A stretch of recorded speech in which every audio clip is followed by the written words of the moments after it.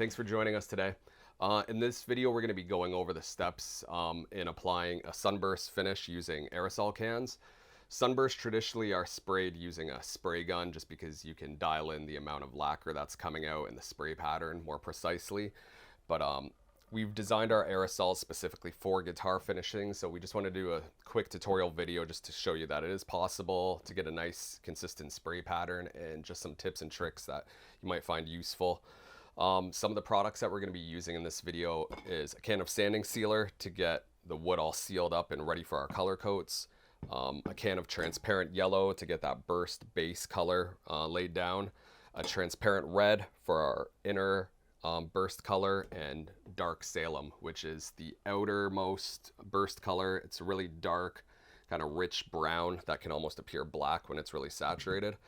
After all those are applied, we do 3 cans of clear. One thing to note when spraying bursts is that for the most part when we're spraying lacquer, we're using a fan pattern tip, but to get that really kind of consistent gradient of the burst around the perimeter, we're going to use a conical tip for those 2 colors. So we'll show you that in a few minutes, and thanks for joining us.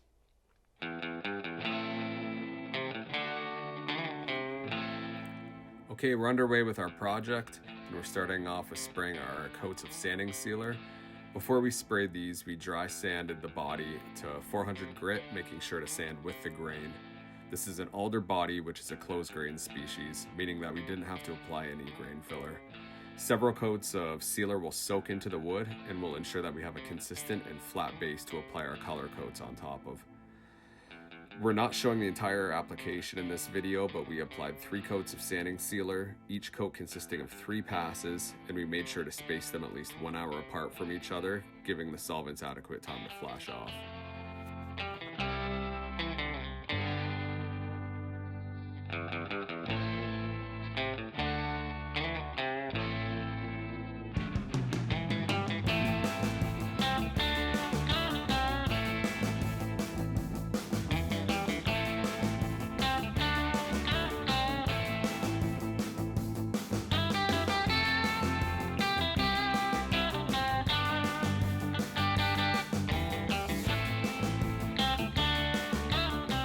Once our sealer coats were completed, we let the body dry overnight, and now we're wet sanding everything level.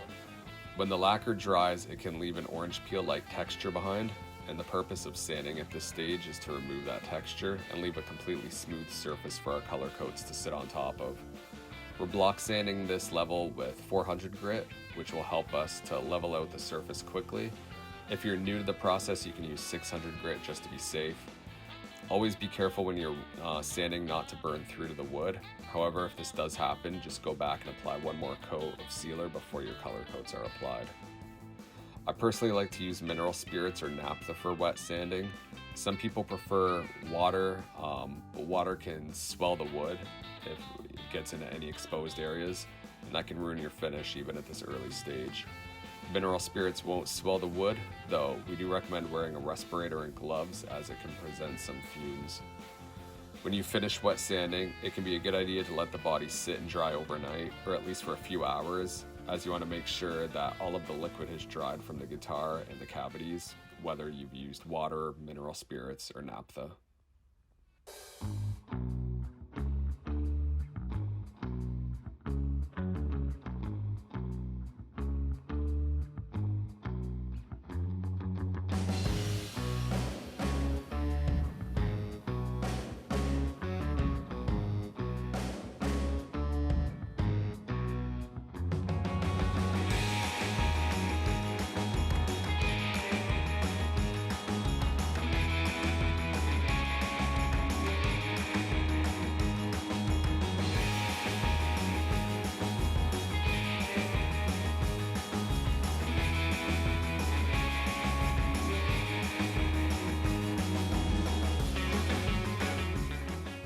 Okay, we let our guitar sit overnight just to make sure there wouldn't be any contamination from our wet sanding, and now we're onto our transparent yellow coats, which will act as the base color for our sunburst. Transparent colors darken and deepen the heavier that they're applied. We want a really saturated yellow for this project, so we'll apply about 3 coats total. It's up to you how many you want to apply for your own project. Some woods can be really dark or light, so take that into consideration. We don't generally recommend heating up our cans as our lacquers are already packaged to an optimal viscosity for guitar finishing. In most cases, I just think it's a bit of a waste of time and not necessary. However, for transparent colors and specifically burst patterns where we want a really fine atomization of the lacquer, it can benefit from heating up the cans. So we didn't show it in this video, but basically when you're ready to do your color coats, put the cans in a Ziploc freezer bag and submerge them in a bucket of hot tap water for about 10 minutes. The Ziploc just helps to make sure that your labels don't get wet and start to fall apart. All of our cans come stocked with a wide fan pattern tip, which is perfect for laying down this first color. As I said before, we're applying 3 coats, each coat consisting of 3 passes, and we want to make sure that they're spaced at least 1 hour apart from each other.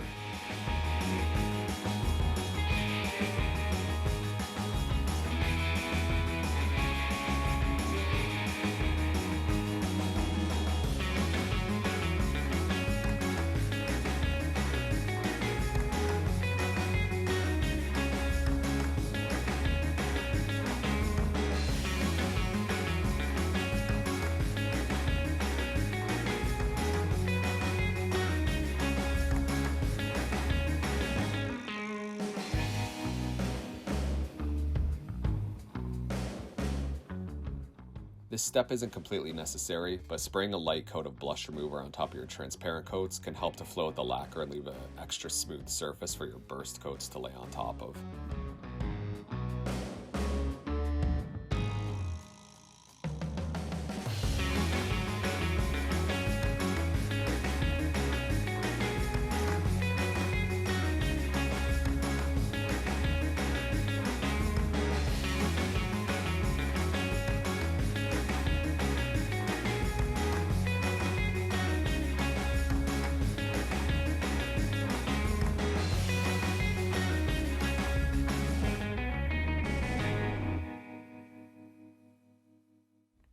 Spraying a sunburst can be a bit nerve-wracking as there's not many ways to come back from a mistake other than sanding back and spraying it again. However, one thing that I find useful is to spray 2 to 3 coats of clear between my yellow and red and brown burst coats.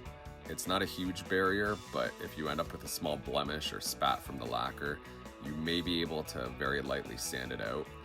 It's really tricky because if you start to sand into the yellow at all, even a small bit, it will be noticeable. So these clear coats aren't a fail-safe and they're definitely not required, but they do offer a small barrier.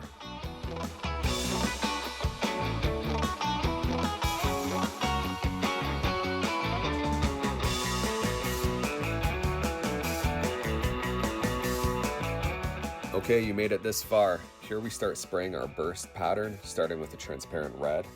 You'll want to make sure that you're using a conical tip for this stage as it provides a much more consistent pattern than the edge of a fan tip. We sell the conical tips on our supplies page. Personally, I like to apply the burst very slowly, just a bit at a time, and this helps to control how much is applied and where. Proper aerosol technique is crucial to avoid any small spats from the lacquer. Heating the cans will help with this as well, but the main thing to always practice is to start the spray off of the piece, pointing away, moving the spray onto the instrument, and then lift your finger off of the tip to stop the spray when it's moved off the piece again.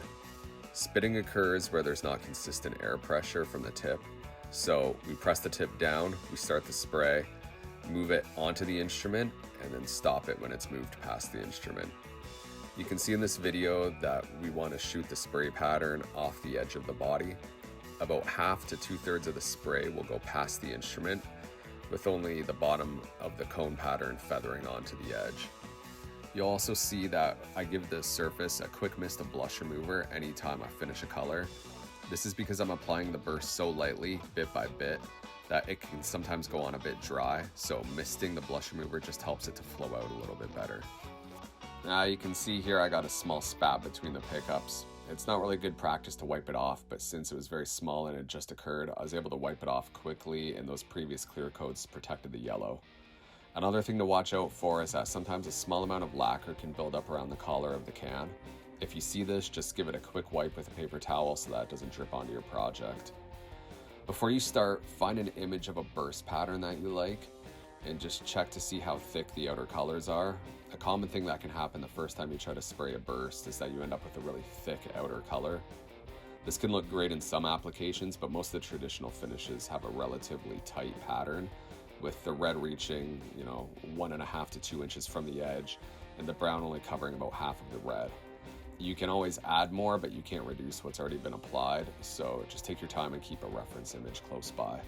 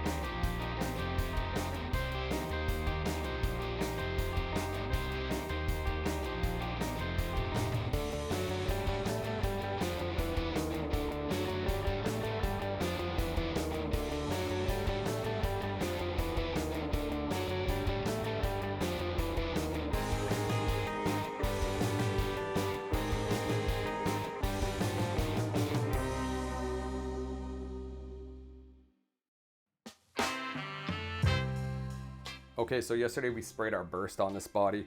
We're happy with how it came out. In order to get that really dark perimeter edge with the dark Salem, we layered it a fair amount, so we wanted to give it a full day to dry. Today we're gonna start spraying our clear coats. We're gonna do 3 per day for the next 4 days, so that'll give us 12 clear coats total. Anytime we're spraying a transparent color, it's just a good idea to kind of look at it in different lightings just to make sure everything looks consistent and it's not blotchy at all. So in a second, we're just gonna go outside into the sunlight and just make sure everything looks as we want it to, and that the color and different lighting still looks consistent and just what we're hoping for. Okay, so out here in the sunlight, you can really tell the difference that lighting can make on how your finish comes out. So in the spray booth, this perimeter looked like a really dark brown, almost black. Once you bring it out into the sunlight, the red really shines through more, so you kind of end up with that dark reddish brown look. Both are fine. It's just kind of whatever you're going for in the end. So if you want it to have the darker brown look all the time, just lay into the dark Salem lacquer a little bit more and just layer that up just to keep getting it more and more saturated and dark. And yeah, I'm happy with how this looks, so we'll proceed with the clear coats.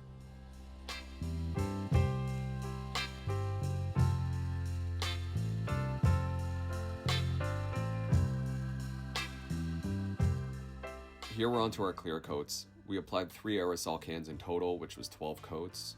We're only showing you a portion of these, but it's a standard rule of thumb, no more than 3 coats per day, 1 hour between each. We always give the surface a quick wipe with a tack cloth to remove any dust that might be present. Always spray in a well-ventilated area with a respirator, and be aware of any dust or particles that might be in the atmosphere, as they could easily end up in the finish. If by chance something does land in the lacquer, don't attempt to remove it right away, as it can push it further into the soft finish. Let it dry, preferably overnight, and then lightly wet sand it with something like 800 grit, just enough to remove it, and then stop. The last thing that we want to do at this point is ruin the finish of the burst that we just completed.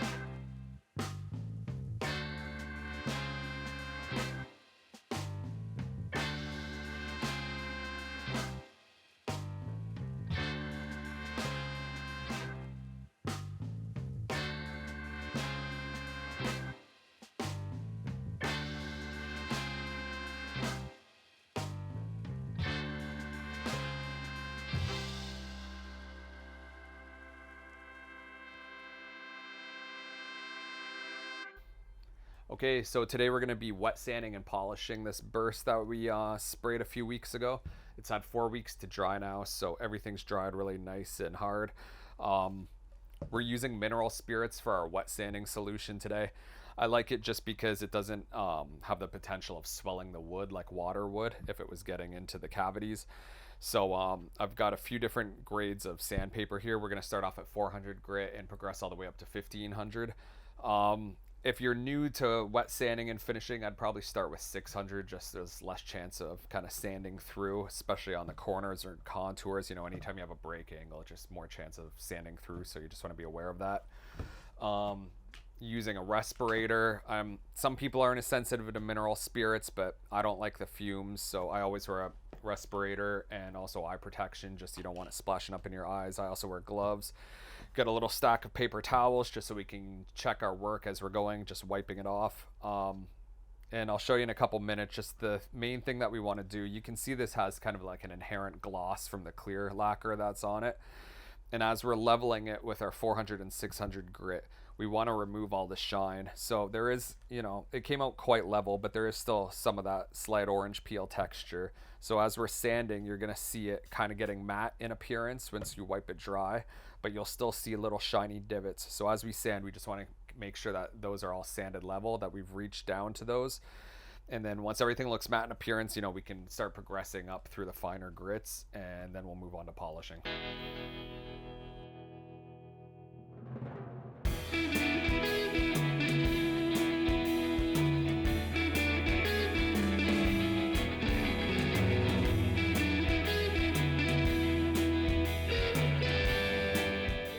Alright, so you can see in this clip that the area at the bottom of the screen has already started to be sanded level. It's mostly matte with some small divots still needing attention, and the upper left hasn't been sanded at all and is still glossy.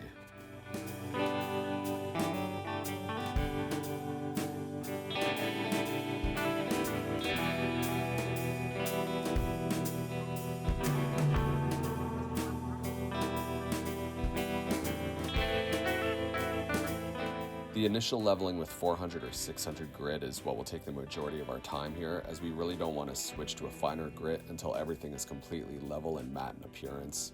Once we've finished with the first grit, there's no set time on how much to spend on each of the remaining grits. We just want to make sure that we give the surface a consistent sanding to remove the larger scratches from the grit before it.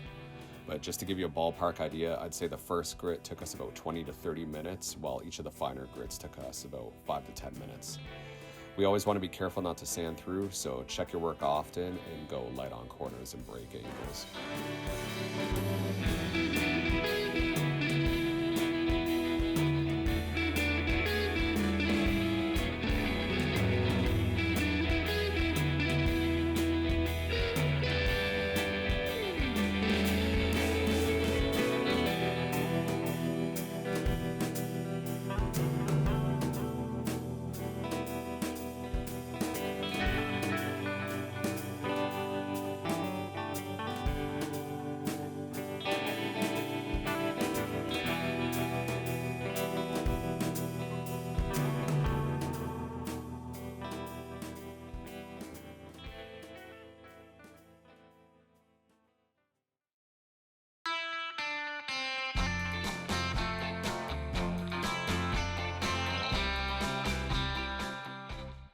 After we've wet sanded up to 1500 grit, we're on to our final polishing, which consists of a medium and a fine polish. Use a clean microfiber cloth for each grade and work it onto the surface in small circular patterns. You'll see it start to shine up really quickly, especially with the medium compound.